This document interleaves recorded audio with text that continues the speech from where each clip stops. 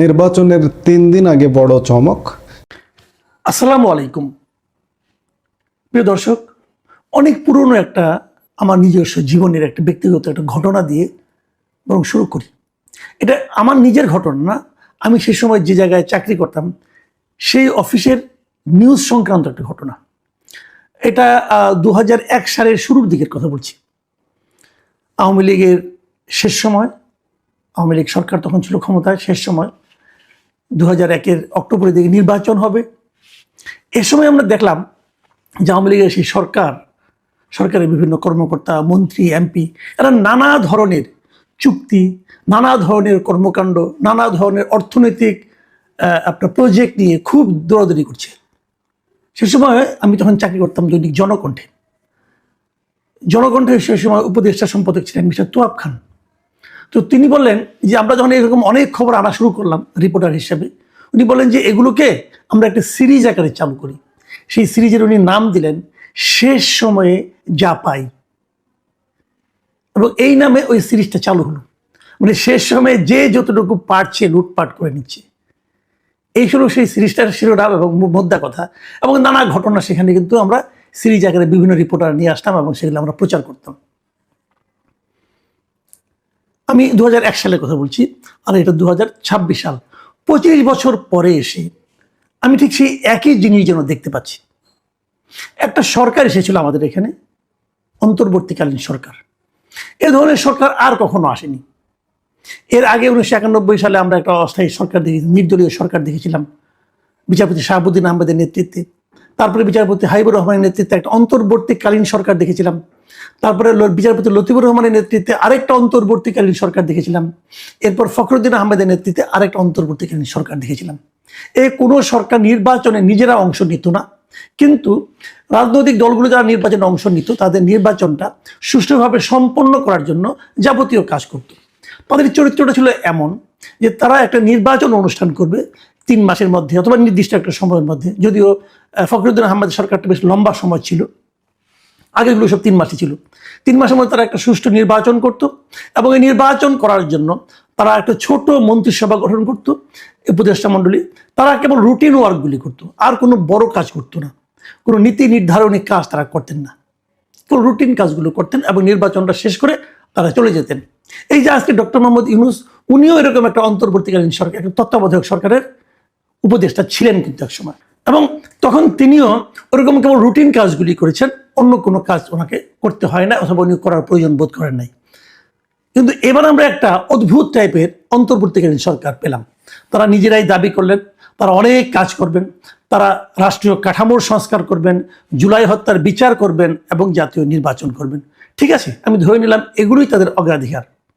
রাষ্ট্রীয় কাঠামো সংস্কারের জন্য সংস্কার কমিশন হলো, তারপর ঐক্যমত্য কমিশন হলো, এখন একটা গণভোট তারা আয়োজন করছে। যদিও এটা নিয়ে অনেক বিতর্ক আছে, এইভাবে করা যায় কিনা সেটা নিয়েও বিতর্ক আছে। জুলাই হত্যার বিচার, ওটাও অত্যন্ত তড়িঘড়ি করে তারা করার চেষ্টা করছেন। এই বিচার শেষ পর্যন্ত কতটুকু কি আন্তর্জাতিকভাবে স্বীকৃতি পাবে কি পাবে না সেটা নিয়ে আরেক আলোচনা, সে আলোচনা আপাতত আমি করতেও চাই না। আরেকটা কি জাতীয় নির্বাচন, ওনারা একটা নির্বাচনের তারিখ শেষ পর্যন্ত ঘোষণা করেছেন। এ মাসের 12 তারিখে সেই নির্বাচন হবে এবং ঠিক 1 সপ্তাহ বাকি আছে। ঠিক এই সময়কে আমরা নিশ্চয়ই শেষ সময় বলতে পারি। এই শেষ সময় এসে তারা কি করছেন, একের পর এক চুক্তি করছেন, এবং প্রত্যেকটা চুক্তি বেশ বড় বড় অর্থের চুক্তি। যেমন কিছু সামরিক চুক্তি করছেন, চীন থেকে ড্রোন, মানে ওদের সঙ্গে চুক্তি করছেন তারা এখানে একটা ড্রোন কারখানা তৈরি করবেন। বিশাল ইনভলভমেন্ট, এখানে কিন্তু অর্থনৈতিক ইনভলভমেন্ট আছে। পাকিস্তান থেকে JF-17 থান্ডার যুদ্ধ বিমান তারা কিনবেন। চীন থেকে JS-10C যুদ্ধ বিমান কিনবেন। ইউরোপীয় কনসোর্টিয়াম থেকে ইউরোফাইটার টাইফুন যুদ্ধ বিমান কিনবেন। দক্ষিণ কোরিয়া থেকে সাবমেরিন কিনবেন। তুরস্ক থেকে T-129 অ্যাটাক হেলিকপ্টার কিনবেন। যুক্তরাষ্ট্র থেকে ব্ল্যাক হক মাল্টি রোল হেলিকপ্টার কিনবেন, এবং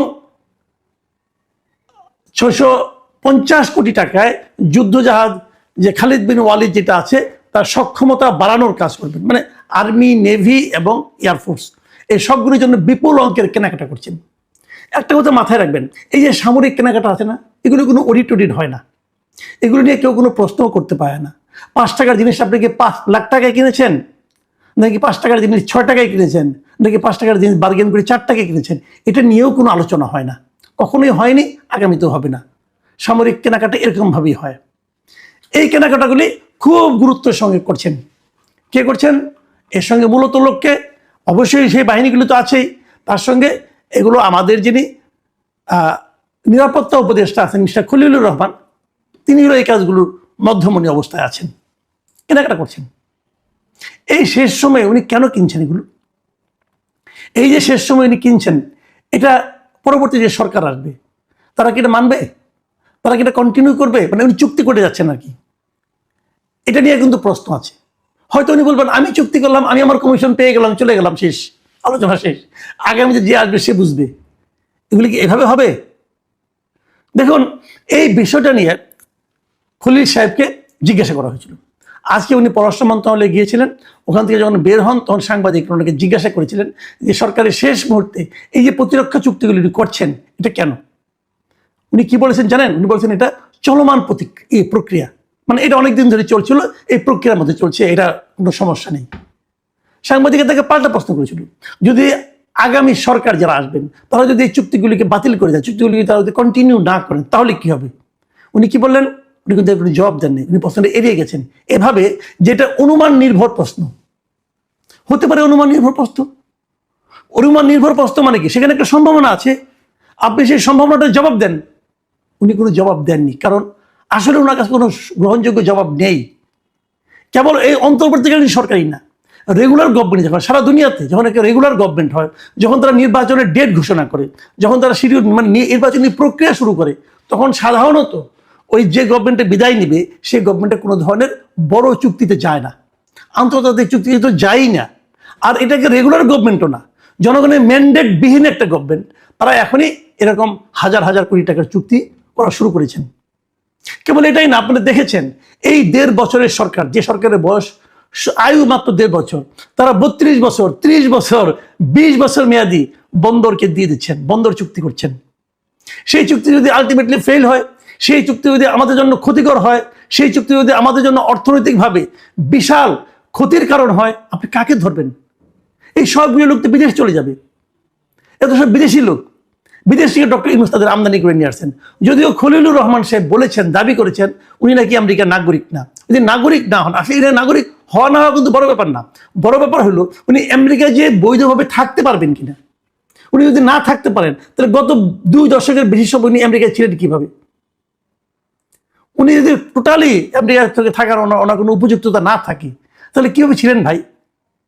তো এগুলো হলো জানেন, এগুলো হলো মানুষকে লোক দেখানো, না রকম অজুহাত, লেম এক্সকিউজ যাকে বলে, এগুলো দেখাচ্ছেন। দেখেন, এই খলিল সাহেব নিরাপত্তা উপদেষ্টা, মানে ওনার অবস্থান মন্ত্রীর পদমর্যাদা, মন্ত্রীর পদমর্যাদার একজন লোক, ওনাকে সর্বশেষে বিমানের পরিচালক পদে নিয়োগ দেওয়া হয়েছে।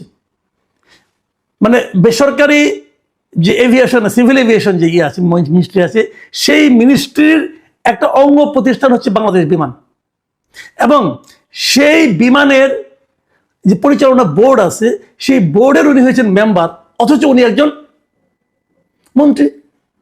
কেন? ওখানে কি মজা ভাই?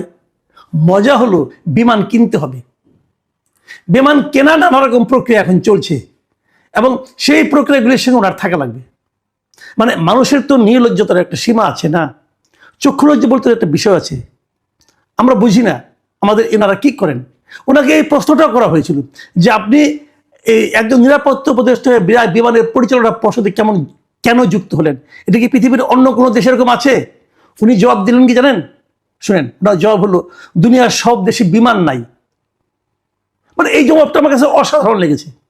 আসলে দুনিয়ার সব দেশে বিমান নাই, কারণ দুনিয়ার সব দেশে যে সমস্ত এয়ারলাইন্স আছে এক একটাতে এক এক নাম, কোনোটা সাউদিয়া, কোনোটার নাম হলো অ্যারোফ্লোট, অথবা কোনোটার নাম হলো সিঙ্গাপুর এয়ারলাইন্স, এক একটা এক এক নাম। বিমান নামে কোনো এয়ারলাইন্স থাকার কোনো কারণও নাই। এয়ার ইন্ডিয়া আছে ইন্ডিয়াতে, তো বিমান নামে তো আপনার এয়ারলাইন্স থাকার কথাও না। কিন্তু উনি কিন্তু ওই অর্থে বলছেন বলে আমার কাছে মনে হয় না। আমার কাছে মনে হয় যে বিমানে যে লুটপাট করা যায় এরকম পৃথিবীর আর কোনো দেশের এয়ারলাইন্সে করা যায় না, কাজেই এখানে ওনাকে দরকার। সব দেশে, দুনিয়ার সব দেশে বিমান নাই। কি অসাধারণ উত্তর! মানে এই জবাব শোনার পর আপনি হাসবেন নাকি কাঁদবেন? আরো তো অনেক কথা আছে।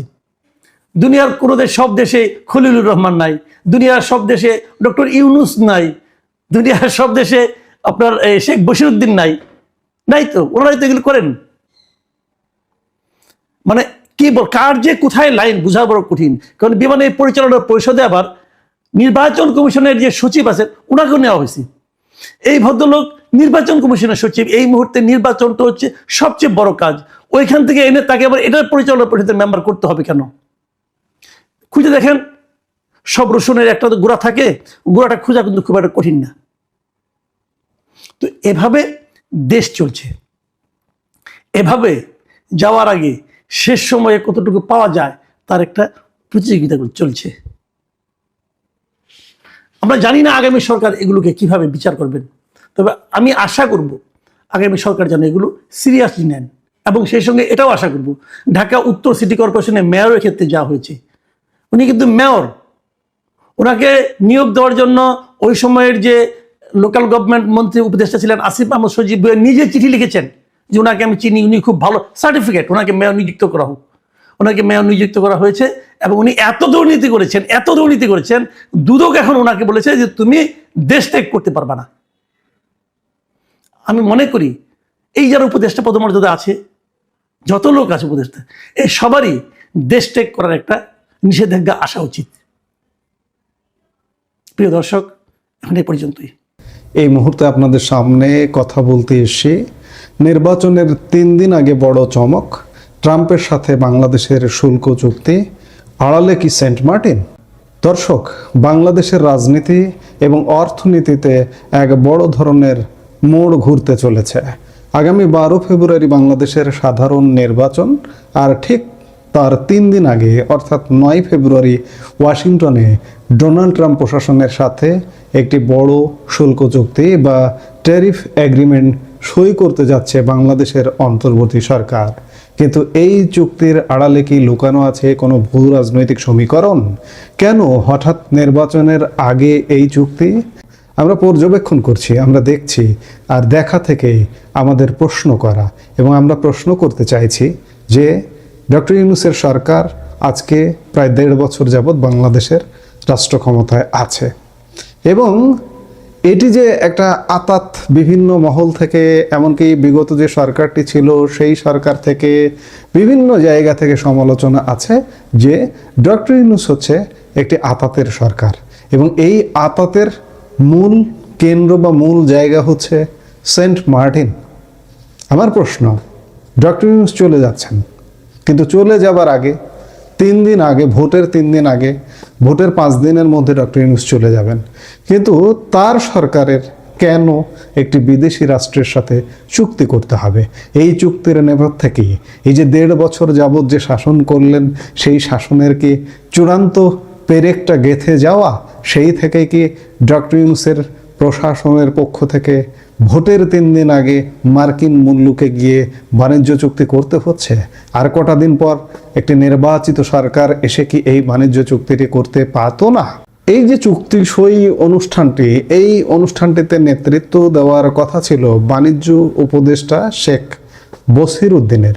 তার শেষ মুহূর্তে সিদ্ধান্তে পরিবর্তন আসে এবং এখন বাণিজ্য সচিব মাহবুবুর রহমানের নেতৃত্বে একটি প্রতিনিধি দল ওয়াশিংটনে যাচ্ছেন।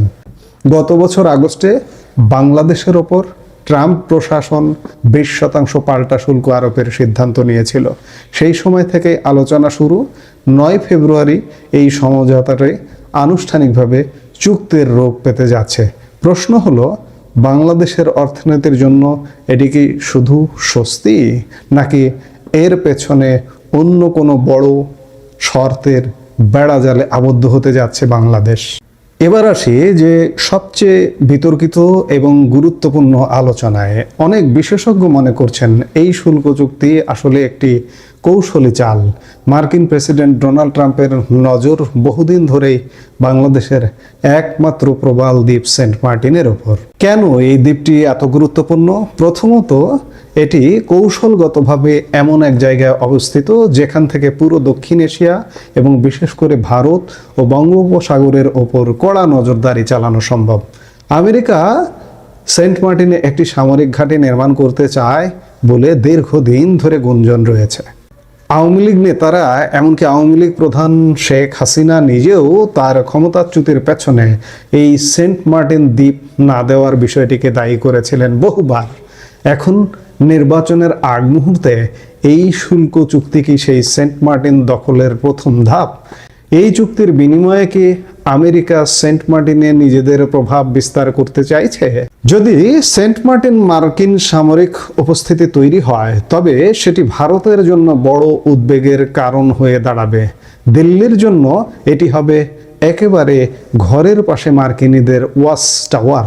ফলে এই চুক্তি শুধুমাত্র ঢাকা ওয়াশিংটন দ্বিপাক্ষিক বিষয় নয়, বরং এটি ভারত ও দক্ষিণ এশিয়ার ভূ রাজনীতিতে বড় ধরনের কম্পন তৈরি করতে পারে। একদিকে অর্থনৈতিক স্বস্তি, অন্যদিকে ভূ রাজনৈতিক সার্বভৌমত্ব। বাংলাদেশ এখন এক কঠিন পরীক্ষার মুখোমুখি। 9 ফেব্রুয়ারির এই চুক্তি শেষ পর্যন্ত বাংলাদেশের মানচিত্রে কোনো পরিবর্তন আনবে কিনা, সেটাই এখন দেখার বিষয়। দর্শক, আপনারা ইতিমধ্যেই গত 1.5 বছরের মধ্যে নানা ঘটনা দেখেছেন। মার্কিন যুক্তরাষ্ট্রের সাথে আমাদের স্বার্থ বেঁকিয়ে বাণিজ্য। আপনি যদি আমাদের গম ক্রয়ের কথা বলেন, আপনি যদি আমাদের সয়াবিন ওয়েল ক্রয়ের কথা বলেন, কিংবা আপনি যদি বলেন বোয়িং বিমান ক্রয়াদেশ দেওয়ার ঘটনাগুলো, এই ঘটনাগুলো যেন একই সূত্রে গাঁথা এবং চূড়ান্ত ঘটনা ঘটতে যাচ্ছে সেন্ট মার্টিনকে কেন্দ্র করে। আপনারা ইতিমধ্যেই জানেন বা খেয়াল করেছেন, গত 31শে জানুয়ারির পরে সেন্ট মার্টিনে আর যাবার সুযোগ নেই। সেন্ট মার্টিন আগামী 9 মাসের জন্য নজিরবিহীনভাবে বন্ধ করে দেওয়া হয়েছে। সেন্ট মার্টিনে আসলে কি হচ্ছে, সেন্ট মার্টিন নিয়ে কি হচ্ছে? এই যে মার্কিন বাংলাদেশ যে শুল্ক চুক্তি, এই শুল্ক চুক্তির আড়ালে বড় কিছু আছে। আমরা যে প্রশ্নগুলো করছি, যে সন্দেহগুলো করছি, আপনি খেয়াল করে দেখুন যে এই চুক্তিটা নেতৃত্ব দেওয়ার কথা ছিল বাণিজ্য উপদেষ্টা শেখ বসিরউদ্দিনের। তিনি জাপান পর্যন্ত যাচ্ছেন, জাপান থেকে বাণিজ্য সচিবের ওয়াশিংটন ডিসিতে যাওয়ার কথা। কিন্তু বাণিজ্য উপদেষ্টা হঠাৎ করে পিস্টান দিলেন কেন? ভবিষ্যতের কথা চিন্তা করে? বাণিজ্য উপদেষ্টা চাইলেও দেশ ছেড়ে চলে যেতে পারবেন না, বা পালিয়ে যেতে পারবেন না, কিংবা পালিয়ে গেলেও তার এখানে স্থাবর অস্থাবর সম্পত্তি আছে, তিনি একজন ব্যবসায়ী, তার বিশাল শিল্প গ্রুপ আছে। এসব চিন্তা করে ভবিষ্যতের কোনো ভয় থেকে যে এই যে সেন্ট মার্টিন নিয়ে যদি চুক্তিটা হয়, বাণিজ্য উপদেষ্টার সাথে যুক্ত ছিলেন না, বলবেন যে একজন আমলা চুক্তিটা করেছে, এমনটা কি? এরকম নানা প্রশ্ন ঘুরপাক খাচ্ছে। হঠাৎ করে বারবারই প্রশ্নটা আসছে, কেন নির্বাচনের 3 দিন আগে এমন একটি চুক্তি করতে হবে? দর্শক, আমরা আপনার মতামত জানতে চাই। আপনার কি মনে হয়, এই শুল্ক চুক্তি কি সত্যিই বাংলাদেশের জন্য লাভজনক হবে, নাকি সেন্ট মার্টিন নিয়ে কোনো গোপন সমঝোতা চলছে? এসব প্রশ্নের উত্তর আপনার কাছেও খুঁজতে চাই। আপনিও কমেন্ট করে মূল্যবান মতামত দিতে পারেন।